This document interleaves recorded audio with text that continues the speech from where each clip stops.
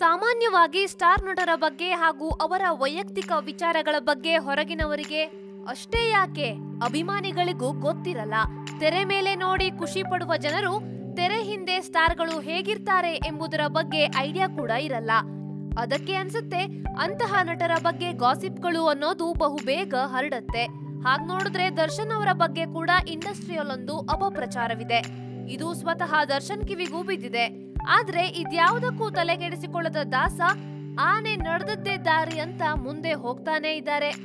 ಅಷ್ಟಕ್ಕೂ ದರ್ಶನ್ ಬಗ್ಗೆ ಇಂಡಸ್ಟ್ರಿಯಲ್ಲಿ ಅಪಪ್ರಚಾರ ಏನು ಅಂತ ಕೇಳಿದ್ರೆ ಖುದ್ದು ಡಿ ಬಾಸ್ ಈ ವಿಷಯವನ್ನ ಟಿವಿ ಸಂದರ್ಶನದಲ್ಲಿ ಬಹಿರಂಗಪಡಿಸಿದ್ದಾರೆ. ಆ ಅಪಪ್ರಚಾರದ ಸುದ್ದಿಗಳಿಗೆ ತಮ್ಮದೇ ಸ್ಟೈಲ್ ನಲ್ಲಿ ಉತ್ತರಿಸಿದ್ದಾರೆ. ದರ್ಶನ್ ಸಿನಿಮಾಗಳನ್ನ ನಿರ್ಮಾಣ ಮಾಡಬೇಕು, ನಿರ್ದೇಶನ ಮಾಡಬೇಕು, ಕತೆ ಬರೆಯಬೇಕು, ಮ್ಯೂಸಿಕ್ ಮಾಡಬೇಕು ಅನ್ನೋದು ಪ್ರತಿಯೊಬ್ಬರ ತಂತ್ರಜ್ಞ ಹಾಗೂ ನಿರ್ಮಾಪಕರ ಕನಸಾಗಿರುತ್ತೆ. ಅದಕ್ಕೆ ದರ್ಶನ್ ಕಾಲ್ ಶೀಟ್ ಪಡೆಯೋಕೆ ನಿರ್ಮಾಪಕರು ಸರದಿ ಸಾಲಲ್ಲಿ ನಿಂತಿರ್ತಾರೆ. ಆದ್ರೆ ದರ್ಶನ್ ಕಾಲ್ ಶೀಟ್ ಪಡೆಯುವ ನಿರ್ಮಾಪಕರಿಗೆ ಕೆಲವರು ಭಯ ಪಡಿಸ್ತಾರಂತೆ. ಅವರ ಜೊತೆ ಸಿನಿಮಾ ಮಾಡಿದ್ರು ನಿಮ್ಮ ಕತೆ ಮುಗೀತು ಅಂತ ಅಪಪ್ರಚಾರ ಮಾಡಲಾಗಿದೆಯಂತೆ.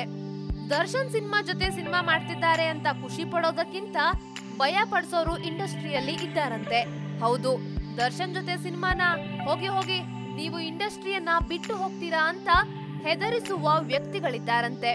ಹೀಗಂತ ಯಜಮಾನ ನಿರ್ಮಾಪಕಿ ದರ್ಶನ್ ಅವರ ಬಳಿ ಹೇಳಿದ್ರಂತೆ. ಅದಕ್ಕೆ ದರ್ಶನ್, ನನಗೆ ಬೆಟ್ಟ ತೋರಿಸಿ ಕಲ್ಲಿಟ್ರೆ ನಾನು ಸಹಿಸಲ್ಲ, ನನಗೆ 4 ಕಾರು ನಿಲ್ಲಿಸ್ತೀನಿ ಅಂತ ಹೇಳಿ 1 ಕಾರಿಲ್ಲ ಅಂದ್ರೆ ಕೋಪ ಬರುತ್ತೆ, ಅಂತಹ ವಿಷಯಗಳಿಗೆ ನಾನು ಜಗಳ ಆಡ್ತೀನಿ ಅಂತ ಸ್ಪಷ್ಟನೆ ನೀಡಿದ್ರಂತೆ.